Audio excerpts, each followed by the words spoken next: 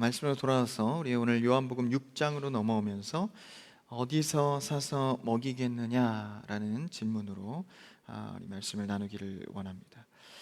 이제 요한복음이 진행되면서 5장을 넘어 벌써 6장으로 넘어옵니다. 전의 말씀을 우리가 좀 상기해 보면 예수님께서는 계속해서 이 우주의 심판자이시자 생명의 주관자이신 이 하나님이라는 사실을 예수님께서 자기 계시를 하십니다.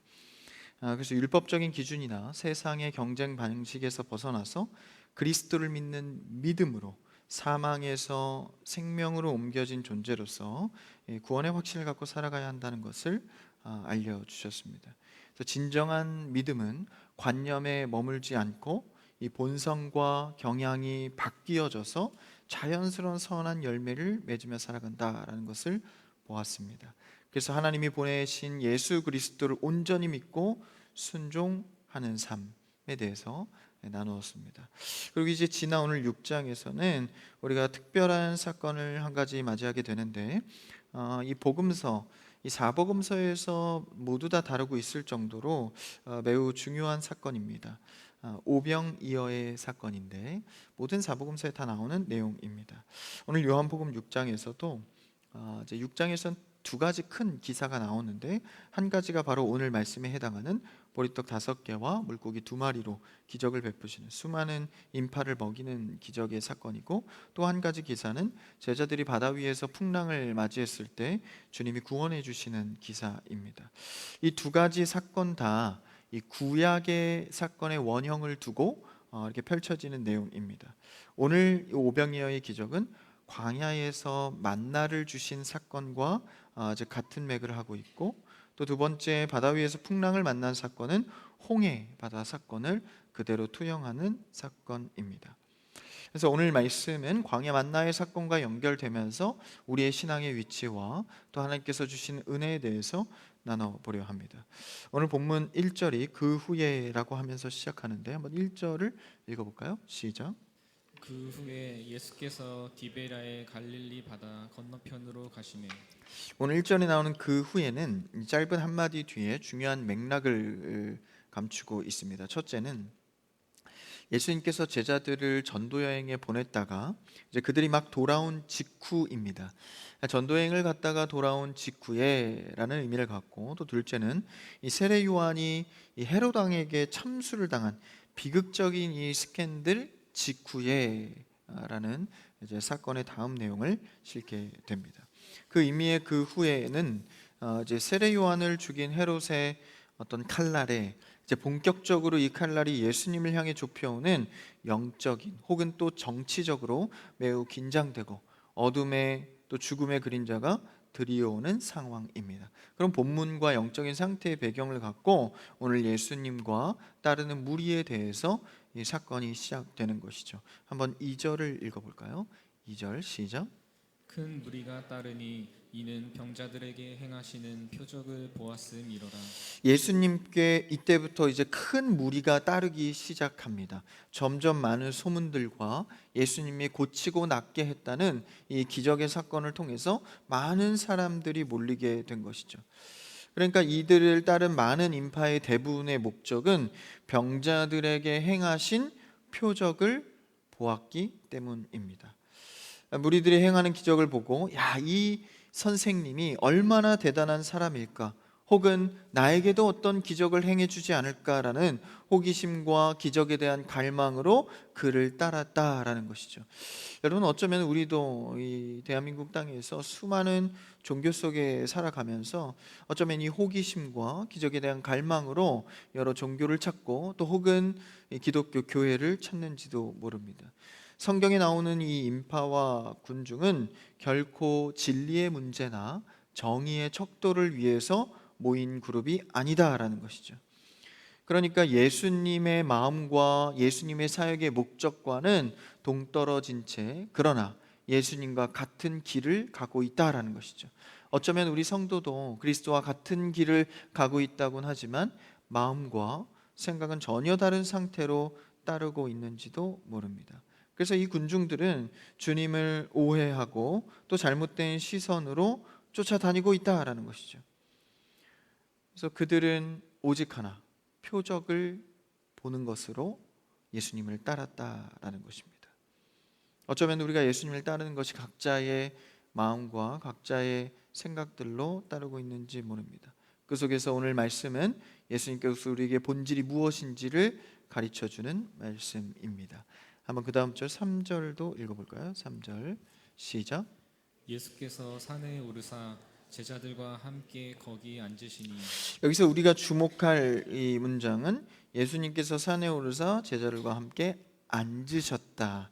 여기서 앉으셨다는 것은 단순한 그 몸의 위치, 그러니까 몸짓을 모사한 것이 아니라 성경에서 보좌에 앉으신 예수를 표현하는 것처럼 주님이 산에 앉으셨다는 것은 본격적으로 하늘의 질서를 선포하기 위한 자세입니다.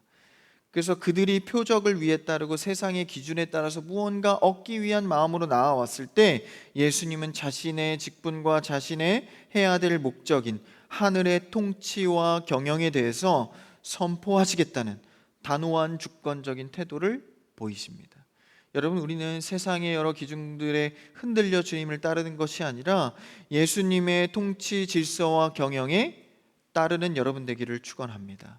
그래서 내 생각 좀 맞지 않더라도 예수님의 음성에 먼저 귀를 기울여야 하는 것이죠. 그래서 본격적으로 앉으시사 하늘의 내용을 선포하시기 위해서 앉으셨다라는 것이죠. 그때에 어떤 일이 한 가지 일어납니까? 한번 이 4절과 5절을 읽어볼까요? 4절과 5절 시작. 마침 유대인의 명절인 유월절이 가까운지라 예수께서 눈을 들어 큰 무리가 자기에게로 오는 것을 보시고 빌립에게 이르시되 우리가 어디서 떡을 사서 이 사람들을 먹이겠느냐 하시니. 지금 이 빨간 글씨로 된 예수님의 말씀은요, 빌립이 말한 게 아니라 예수님이 직접 하신 말씀입니다. 그러니까 이 빌립이 어떤 이 예수님께 요청을 하거나 먼저 이렇게 이야기한 것이 아니라 예수님께서 먼저 빌립에게 한 가지 질문을 하게 된 것이죠. 우리가 어디서 떡을 사서 이 사람에게 먹이겠느냐. 예수님이 불안해서 혹은 어떻게 해야 될지 몰라서 빌립에게 물은 것이 아닙니다. 여기서 우리는 주님의 질문을 정확히 봐야 합니다. 빌립에게 어떻게 말씀하셨죠? 어떤 방법으로 먹여야 할지를 물으신 게 아닙니다. 장소적 개념으로 말씀하셨죠. 어디서 이것을 놔서 먹이겠느냐라고 말씀하십니다. 장소적 개념으로 예수님께서 빌립에게 질문했다는 것이 오늘 말씀의 포인트입니다. 어디서 이것을 구하겠느냐? 왜 주님은 빌립에게 이런 질문을 하셨을까? 6절에 그 내용이 나옵니다. 그 다음 절 6절을 읽어볼까요? 시작. 이렇게 말씀하심은 친히 어떻게 하실지를 아시고 빌립을 시험하고자 하심이라. 그렇죠. 그러니까 빌립에게 말씀하실 때 당연히 모든 것을 아시고 빌립을 위해서 빌립을 시험하고자 말씀하신 겁니다. 사실 이것은 제자 한 명에게 시험한 것이 아니라 당시 예수님을 따르는 제자들과 또한 오늘날 우리 예수님을 내 삶의 주인이라고 생각하는 성도들에게 하는 질문이다라는 것이죠. 어떤 시험을 합니까? 그 시험을 하는 이유는 무엇입니까? 그 시험을 통해서 우리 예수님을 따르는 우리의 현재 위치를 점검하고자 하심입니다. 여기서 어떻게 하실지 아시고, 이것은 이제 빌립이 어떻게 하실지 아시고 질문했다는 게 아닙니다. 여기서 어떻게 하실지는 예수님 자신을 가리켜 하신 말씀입니다. 새 번역 성경 표현에 보면 조금 더 정확히 알 수 있는데, 예수께서 자기가 하실 일을 잘 알고 계셨던 것, 이렇게 표현하거든요. 그러니까 예수님은 이 문제에 대해서 어떻게 하실지 정답을 미리 알고 계셨고 빌립을 시험하고자 5절의 질문을 했다라는 것입니다. 그러니까 진짜로 어떻게 할지 몰라서 빌립에게 물은 게 아니라는 사실을 6절의 표현에서 하고 있는 것이죠. 이것은 매우 중요한 이 해석을 갖게 합니다. 예수님께서 이미 문제에 대한 완벽한 해답을 갖고 계셨다라는 것이죠. 그렇지만 그 해답을 제시해 주기 이전에 먼저 그들의 신앙 상태 그리고 그들의 위치를 확인해 볼 필요가 있었습니다. 왜냐하면 떡의 문제를 해결하는 것 이전에 먼저 신앙의 본질을 알아야 우리의 삶의 진짜 가치를 갖고 살아갈 수 있다는 것을 예수님이 알고 계셨기 때문입니다. 하나님께서 우리에게 인생의 시험을 주실 때는요, 이미 주님께서는 답을 갖고 계시고 시험을 던져주십니다. 그러니까 여러분, 시험에 너무 두려워하지 말을 것은 하나님께서 우리를 향한 해답을 갖고 계시다는 사실입니다. 답정너 이런 거 아시죠? 답은 이미 정해져 있다. 그러니까 하나님께서는요, 우리에 대한 해답을 넓은 해안의 눈으로 보시고 알고 계신다라는 것입니다. 우리 눈에는 길이 보이지 않고 답이 없어 보여도 주님은 이미 그 주권 안에서 우리를 위한 선한 계획을 갖고 계신다라는 것이죠. 그럼 하나님께서 그 선한 계획을 좀 펼쳐주셔서 바로바로 보여주시면 좋겠는데, 예수님도 오늘 그 해답을 바로 주기 이전에 먼저 진짜 우리가 그리스도를 따르는 심정을 체크하셨다라는 것이죠. 여러분, 우리는 하나님께서 이미 선한 계획을 우리를 향하여서 갖고 계시다는 사실을 믿으시기를 축복합니다. 하나님께서는 이미 답이 있으신 거예요. 우리 옆 사람과 인사해 볼까요? 주님께서는 답이 이미 있으십니다. 인사합시다.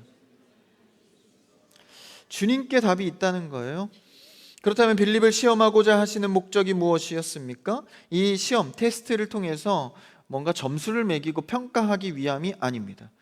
인간의 철저한 무지, 한계, 그것을 깨우치고 알게 하려는 목적입니다. 사실 우리가 보는 시험의 형태의 목적도, 본질도 사실 그러하죠. 세상에서도 많은 이 관문들이 있습니다. 시험을 꼭 봐야, 테스트를 통과해야 어느 곳에 들어가게 되는 형태를 말하죠. 근데 사실 시험의 본질은 무엇입니까? 탁착착 순서 나눠서 커트라인 딱 해서 뭔가의 그냥 통과 의례처럼 만드는, 그것은 사실 시험의 진짜 목적은 아니죠. 시험의 목적은 그의 한계를 뚫고 뭔가 더 나은 사람이 되고자 하는 교육의 목적을 갖고 있습니다. 오늘 예수님의 시험이 그러했다라는 것이죠. 그럼 이 시험의 본질을 알기 위해서 구약의 말씀을 하나 인용해야 합니다. 신명기 8장 3절에 보면 그 오늘 말씀의 내용과 맥을 이루는 교육적 차원의 말씀이 나옵니다. 한번 읽어볼까요? 시작. 너를 낮추시며 너를 줄이게 하시며 또 너도 알지 못하며 내 조상들도 알지 못하던 만나를 내게 먹이신 것은 사람이 떡으로만 사는 것이 아니요 여호와의 입에서 나오는 모든 말씀으로 사는 줄을 내가 알게 하려 하심이니라. 지금 이 신명기 말씀은 이스라엘 백성들이 과거 광야의 길을 40년 동안 지나면서 있었던 일에 대해서 결론적인 이야기를 다루는 것입니다. 그러니까 이스라엘 백성들이 광야에서 낮추고 줄이게 하시며 만나를 먹이신 이유가 나온다라는 것이죠. 이스라엘 백성들이 애굽의 종살이를 벗어나서 이제 막 홍해를 건너고 광야에 들어서게 됩니다. 그런데 이제 애굽의 좀 그 고난으로부터 벗어났으니 이제 하나님의 탄탄대로를 생각했을 거예요. 그것의 시작을 알리는 것이 홍해 바다를 건너는 것 아니었습니까? 야, 이제 됐다. 이 기적을 보니 우리를 먹이시고 입히시는 책임을 지시겠구나. 근데 막상 광야로 들어가고 보니까 아무것도 없는 척박한 땅인 거예요. 뭐 정말 노력이라도 해서 얻고 싶은데 노력조차 할 수 없는 땅이었던 것입니다. 그러니까 자연스럽게 그들은 당연히 원망이 나왔던 것이죠. 사실 글로 우리가 이것을 경험할 때는 그래도 하나님을 잘 따랐어야지 뭐 생각할 수 있지만 우리의 현실은 그렇지 않습니다. 가만히 생각해 보면 그 수많은 인파가 이 처자식들도 다 딸려 나왔는데 아무것도 할 수 없는 그 상황에 원망할 수밖에 없는 것이죠. 아니, 원망하는 것이 더 자연스러워 보였습니다. 그래서 이스라엘 백성들이 이야기하죠. 야, 먹고 사는 문제라도 해결해 주면 우리가 정말 하나님을 잘 따르겠다라고 생각을 합니다. 그래서 정말 이 모세를 통해서 요청하죠. 의식주 문제만 좀 해결해 주면 정말 잘 따르겠습니다. 근데 사실 이게 인간의 가장 큰 착각이죠. 왜 착각입니까? 자신의 실력이 어느 정도인지 모르기 때문입니다. 우리도 항상 주님, 이 문제만 해결되면 그래도 먹을 것, 내가 입을 것, 좀 살만한 형편만 낫게 해주면 주님을 더 따를 수 있을 것 같습니다. 참 이렇게 없을 때는 그런 생각이 들죠. 막상 그런 것들이 채워지고 나면 우리의 인간적 한계를 보게 됩니다. 야, 이게 채워져도 내 삶이 해결되는 것이 아니구나. 그래서 하나님께서는 이것을, 이 인간적 착각을, 이 죄인의 이 착각을 다시 한번 깨닫게 하기 위해서 무려 40년 동안이나 하루도 빠짐없이 만나와 메추라기를 공급해 주십니다. 정말 얼마나 많이 공급해 주셨냐면 이에 끼일 정도로 많이 먹었다라는 거예요. 그래서 안식일이 되면 일하면 안 되니까 아예 이틀치를 줘서 안식일 것도 채워주십니다. 근데 혹시나 또 안식일에 또 만나를 주실까 봐 안식일에 꼭 나간 사람도 있어요. 그래서 그거를 꼭 굳이 확인해 보는, 여하튼 이런 것들을, 이런 과정을 거치면서 정말 40년의 시간 동안에 하나님께서 그들에게 먹을 것 입을 것을 채워주시죠. 그런데 놀랍게도 이스라엘 백성들은 단 한 번도 하나님을 제대로 섬기지 않았습니다. 성공하지 못했고 끊임없이 우상숭배와 탐욕에 걸려 넘어졌습니다. 그래서 그 40년 동안에 이에 끼일 정도로 그들에게 제공해 줬음에도 불구하고 하나님을 섬기는 일에 대해서 성공하지 못한 것을 보고 신명기 8장 3절에 이렇게 말하는 것이죠. 다시 한번 읽어볼까요? 신명기 말씀을 같이요. 시작.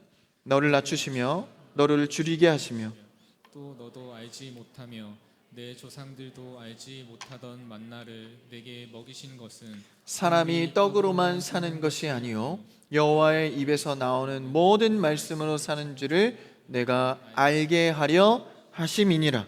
여기서 중요한 문장은요, 알게 하려 하심입니다. 여러분, 우리에게 주시는 시험, 어려움과 또 때로는 축복의 응답, 이 모든 것들은요, 하나님께서 여호와의 말씀으로 사는 것이 정당하다는 것을 알게 하려 함입니다. 여러분, 오늘 기도하다 주시는 하나님의 응답을 통하여서 하나님으로부터 나오는 은혜로 살아야 하는 것을 깨닫는 여러분 되기를 축원합니다. 정작 우리를 살게 하는 것은 내게 주신 빵과 떡의 문제가 아니라 그 속에 숨어있는 생명의 주관자 되신 그리스도의 은혜로 사는 것, 이것을 뼛속 깊이 알게 하려 하심입니다. 그러니까 여러분, 우리가 이 말씀의 지식의 함양을 통해서는 사실 이것을 정확히 알 수 없습니다. 40년이라는 시간을 통해서 하나님의 떡의 문제에 관련해서 이것을 경험했을 때 드디어 이 결론은 무엇입니까? 떡이 아니라 여호와의 말씀에 나오는 은혜의 말씀으로 사는 것을 체감했다라는 것이죠. 알게 하려 하심이라. 여러분, 우리가 신앙생활 하는 것은 주의 은혜를 알게 하려 함입니다. 그래서 오늘 말씀으로 넘어와서 이것이 이제 주님이 빌립을 시험한 이유와 동일하게 됩니다. 빵의 문제가 해결되어도 인간은 생리적으로 결코 구원에 이를 수 없다는 무지한 존재임을 깨닫게 하시려는 것. 그러니까 빵의 문제가 해결되어도 우리가 그렇게 괜찮은 존재로 하나님 앞에 설 수 없다라는 것입니다. 오히려 죄인인 것을 더 두드러지게 아는 것뿐인 것이죠. 그럼에도 답은 예수님 안에 있다라는 것을 말하는 것이죠. 오늘 본문으로 돌아와서 7절의 빌립의 대답을 한번 볼까요? 7절 읽어봅시다. 시작. 빌립이 대답하되 각 사람으로 조금씩 받게 할지라도 200데나리온의 떡이 부족하리이다. 예수님께서 어디서 이것을 구해서 하겠냐라는 질문에 이 제자들 그중에 빌립은 이렇게 대답합니다. 먼저 빌립은 곧바로 머릿속에 계산을 합니다. 야, 어떻게 하면 이들을 다 먹일 수 있을까? 그래서 각 사람들에게 조금씩 받게 할지라도 200데나리온 정도가 되면 괜찮을 것 같다. 근데 이것도 만족한 것은 아니지만 최소 단위 200데나리온은 필요하겠다라고 예수님께 대답을 합니다. 그러니까 빌립은 없는 것에 초점을 맞춰서 예수님께 대답을 하는 것이죠. 그러니까 합리적인 계산에 대답을 한 것입니다. 그렇다면 이 두 번째 제자는 어떤 관점에서 대답을 했을까요? 형제 안드레가 나오는데 한번 8절과 9절을 읽어봅시다. 시작. 제자 중 하나 곧 시몬 베드로의 형제 안드레가 예수께 여짜오되 여기 한 아이가 있어 보리떡 5개와 물고기 2마리를 가지고 있나이다. 그러나 그것이 이 많은 사람에게 얼마나 되겠사옵나이까? 빌립은요, 없는 것, 우리가 아무것도 없는 것에 대한 관점을 갖고 예수님께 대답을 했고, 지금 안드레는 있는 것을 갖고 그 관점에서 대답을 했습니다. 아무것도 없으면 200데나리온이 필요합니다. 빌립은 대답했고, 안드레는 우리가 고작 가진 것이 보리떡 5개와 물고기 2마리입니다. 그러니까 사실 이 팩트 체크를 하면서 이 정도밖에 없습니다라는 얘기를 한 게 아닙니다. 사실 지금 감정선의 얘기를 한 것이죠. 그러니까 굉장히 냉소주의적 발언을 한 겁니다. 그러니까 보리떡 5개와 물고기 2마리로 당시에는 몇 명이었습니까? 장정만 5,000명입니다. 그러니까 최소 10,000명에서 많게는 20,000명의 인파입니다. 그러니까 이건 다시 환산하면 셀 수 없다는 겁니다. 셀 수 없을 정도로 수많은 인파에 대하여서 보리떡 5개와 물고기 2마리가 웬 말입니까? 그러니까 이것은 이만큼 있는데 어떻게 할까요가 아니라 이것밖에 없는데 뭘 할 수 있겠습니까? 라는 냉소적인 대답을 하고 있는 겁니다. 우리도 어떤 대답을 할 때 훨씬 더 극대화할 수 있는 표현을 채택하죠. 나 가진 게 아무것도 없어, 이 표현보다 이거 봐라, 내가 가진 게 1,000원짜리 하나다, 이게 훨씬 더 극적인 표현이잖아요. 그러니까 더 절망적인 표현을 안드레가 하고 있는 겁니다. 그래도 빌립은요, 계산이라도 해봤어요. 그 계산하니까 200데나리온이나 정도가 필요하겠습니다. 그런데 안드레는 훨씬 더 냉소적인 거죠. 보리떡 5개와 물고기 2마리입니다. 어쩌겠습니까? 뭐 이렇게 표현하는 것이죠. 그러니까 있는 작은 것을 가지고 훨씬 안 된다는 이 한계를 드러내고 있는 것이죠. 그러나 어쨌든 빌립과 안드레는 본질적으로는 비슷한 대답을 하고 있는 것입니다. 없는 것에 초점을 두었든 있는 것에 초점을 두었든 그들은 안 된다는 한계에 대해서 예수님께 고발하고 있는 것이죠. 그 10절에 보니까요, 예수님께서 이렇게 말씀하십니다. 한번 10절을 읽어볼까요? 시작. 예수께서 이르시되 이 사람들로 앉게 하라 하시니 그곳에 잔디가 많은지라 사람들이 앉으니 수가 5,000명쯤 되더라. 예수님께서 앉은 대로 그들을 앉게 합니다. 그러니까 하늘의 질서와 통치의 개념으로 예수님이 말씀하시고자 하는 형태를 그들도 따르게 한 것이죠. 너희가 진짜 배불러 먹는 것에 집중할 것이 아니라 나의 하늘의 질서를 따라와야 한다는 표면적인 모습을 이야기하는 것입니다. 장정만 5,000명, 엄청난 인파죠. 그래서 예수님은 어떤 방법을 취하십니까? 그냥 사실 예수님은 단번에 뿅 하고 그들에게 먹을 것을 지원할 수도 있죠. 그런데 예수님이 선택한 방법은요, 가장 냉소적이고 한계가 많다고 생각했던 안드레의 방식입니다. 보리떡과 물고기를 가지고 축사하시고 이것을 통해서 일하시죠. 11절을 한번 읽어볼까요? 11절 본문 같이 시작. 예수께서 떡을 가져 축사하신 후에 앉아있는 자들에게 나눠주시고 물고기도 그렇게 그들의 원대로 주시니라. 가장 불가능해 보이는 냉소의 자리를 채택하셔서 이 방법으로 하나님의 이 능력, 기적을 드러내십니다. 가장 안 될 방법으로 하나님이 하시는 거예요. 여러분, 우리는 늘 확률 싸움을 합니다. 뭐가 좀 더 나을 것인가? 그래도 이렇게 했을 때 더 나을 것이 무엇인가를 늘 생각하며 살아가죠. 더 될 만한 것. 사실 어쩌면 우리는 하나님께 기도하면서도 하나님께 더 될 만한 것을 기도하고 요청하는지도 모릅니다. 그러나 하나님은 늘 안 될 일을 통하여서 가장 큰 기적과 은혜를 응답하십니다. 가장 안 될 것 같은 일을 통해서 내가 했다는 사실을 명확히 밝히는 것이죠. 여러분, 아무리 안 될 것 같은 일도 확률적으로 주님께 나오지 마시고 하나님의 전능하심을 바라보며 나오는 여러분 되기를 축원합니다. 그러니까 예수님의 방법이 거기 있다라는 거예요. 안 될 것 같은 한계, 가장 절망의 자리에 하나님의 은혜는 가장 큽니다. 그래서 어쩌면 여러분이 가장 절망이 큰 자리에 있다면 어쩌면 하나님의 크신 은혜를 발휘하기 위한 목적일지 모릅니다. 그래서 우리는 오늘의 이 말씀을 다시 상기해야 합니다. 안드레의 가장 냉소의 자리 속에, 냉소의 표현 속에 그 방법으로 가장 큰 기적을 드러내시죠. 그러면서 축사하시고 그 일을 통해서 그들의 원대로 나눠줍니다. 얼만큼입니까? 12절, 13절 읽어볼까요? 두 절을 같이요. 시작. 그들이 배부른 후에 예수께서 제자들에게 이르시되 남은 조각을 거두고 버리는 것이 없게 하라 하심으로 이에 거두니 보리떡 5개로 먹고 남은 조각이 12바구니에 찼더라. 이 결과의 형태 어디서 많이 본 거죠? 아까 우리가 신명기에서 다뤘던 이 만나 사건입니다. 이스라엘 백성들에게 40년 동안이야 이에 끼일 정도로 원하는 대로 배부른 후에, 바로 이 12절 13절 표현이죠. 원하는 대로 주고 배부를 때까지 주어서 남은 조각이 가득 찰 정도로 주었다라는 것이죠. 그래서 이런 풍요로운 원대로 먹게 했다, 배부르게 했다, 이 목적이 무엇이었습니까? 신명기에서 이것으로 살아보니 이것만으로 사는 게 아니구나를 깨닫게 하기 위함입니다. 여호와의 말씀으로 사는 거구나.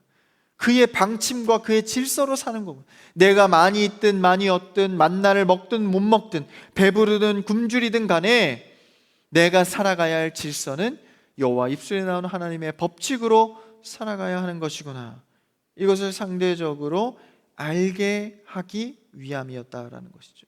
같은 맥을 갖고 있는 오늘의 말씀입니다. 그러면서 14절 15절에서 한번 오늘 말씀에 있지 않았지만 그 뒤에 한번 읽어볼까요? 같이요, 시작. 그 사람들이 예수께서 행하신 이 표적을 보고 말하되 이는 참으로 세상에 오실 그 선지자라 하더라. 그러므로 예수께서 그들이 와서 자기를 억지로 붙들어 임금으로 삼으려는 줄 아시고 다시 혼자 산으로 떠나가시니라. 이 기적을 본 군중들의 반응은 어떻습니까? 폭발적으로 열광하며 예수님을 억지로 붙들어 임금으로 삼으려 했습니다. 이유가 무엇입니까? 처음에 따랐던 그 목적, 표적을 위해서 군중들이 따랐는데 진짜 그것이 이루어지니까 먹고 배불렀기 때문에 그를 임금 삼고자 했습니다.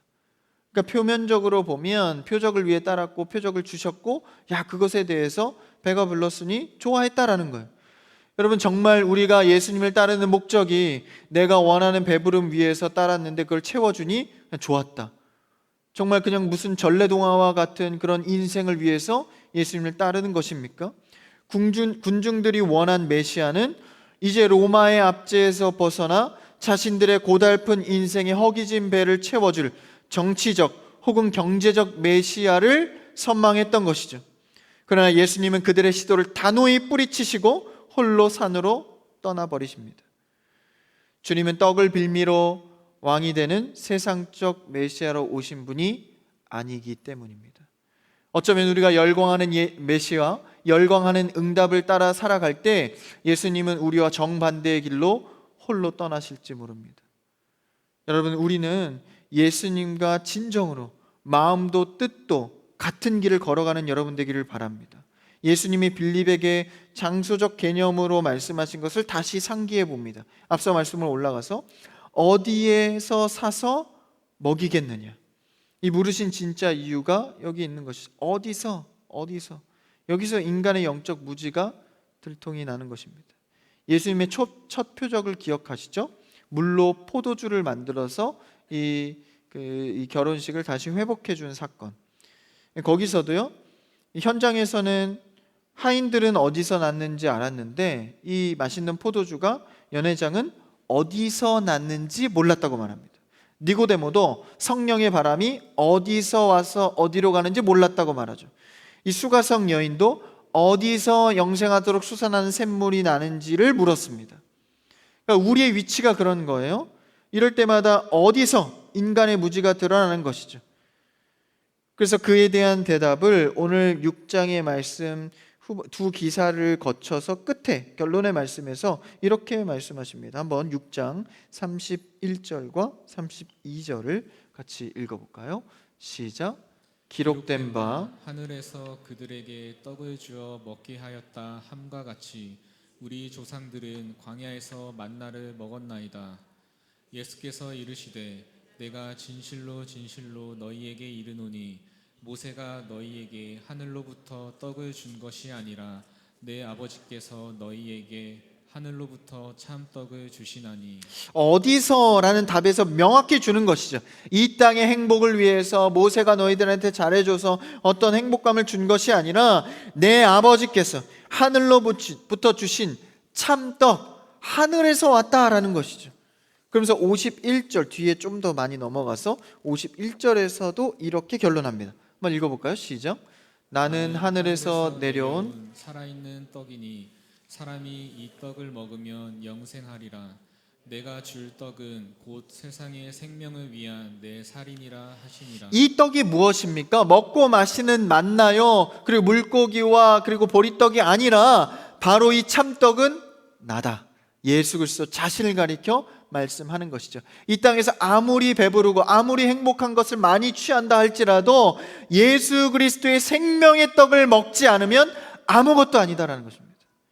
여러분, 우리는 하나님이 주시는 세상의 복도 많이 누리시길 바랍니다. 그러나 세상의 떡으로만 만족하는 것이 아니라 하늘에서부터 온 생명의 참떡, 그리스도를 취하는 여러분 되기를 축복합니다. 그래서 주님은 육신의 굶주림 허기를 이용하셔서 영원히 배고프지 않는 참된 생명이 무엇인지를 가르쳐주고 있는 것이죠. 그 떡은 자기 자신 예수 그리스도를 말씀하는 것입니다. 우리는 아직까지 예수님을 진짜 모르는지도 모릅니다. 진짜 참떡 생명의 예수 그리스도, 그것이 내 삶에 어떤 의미이고 무엇을 주관하고 있는지, 교회를 수십 년을 다녔어도 참된 메시아에 대한 왜곡된 시선으로 주님을 따를 수 있습니다. 내 육신의 배만 채우는 메시아를 구하고 있을 수도 있습니다. 그러나 예수님께 완벽한 정말 참된 떡은 예수님 안에, 그분 안에 있다라는 것이죠. 주님께서는요, 날마다 우리의 삶에 완벽한 대안, 계획을 갖고 계십니다. 인생의 길목에서 주님이 던지는 시험, 그곳에서 우리는 원망하고 낙심할 때도 있습니다. 그러나 우리가 기억할 것은 이미 주님께서는 답을 갖고 계십니다. 우리의 해답, 우리의 정답이신 주님만이 우리의 길이요 생명인 줄 믿습니다. 그래서 그 육신의 문제를 통하여서 주님을 바라게 하고 주님을 알게 하기 위한 목적이다라는 거예요. 그러니까 여러분들이 기도하고 받는 응답에 대해서 응답만 손에 졌다고 너무 기뻐하지 마시고, 이 손에 진 응답을 통해서 무엇을 봐야 합니다? 참된 떡 예수 그리스도를 봐야 한다라는 것이죠. 그를 갈망할 수 있는, 오늘 기적과 같은 기도의 응답을 통하여서 예수 그리스도를 더욱 알고 그분을 더욱 바라보는 시선이 생기는 여러분 되기를 축원합니다. 예수님께서 그런 능력을 그분 안에 갖고 계시면서 그분을 바라보게 하는 것이죠. 어쩌면 우리는 전능하신 주님 앞에 인간적 계산기로 계산을 하는 빌립과 같을 수 있고, 냉소적인 생각으로 안드레와 같이 생각할 수 있습니다. 세상의 가장 합리적인 것을 쫓아 주님을 바라볼 수도 있습니다. 그러나 우리에게 필요한 참된 양식은 예수 그리스도 한 분뿐입니다. 날이 저물고 해도 지고 갈 바를 알지 못해 내 힘으로는 답이 없는 인생 속에서 완벽한 해답을 갖고 계신 예수 그리스도를 거머쥘 수 있는 여러분들이 되기를 바랍니다. 세상의 방식을 거부하고 하늘에서부터 온 참된 양식 예수 그리스도의 방식에 순종하면서 영적인 무지의 눈이 뜨여져서 하나님의 방식대로 살아가는 축복의 인생이 다 되시기를 주님의 이름으로 축원합니다.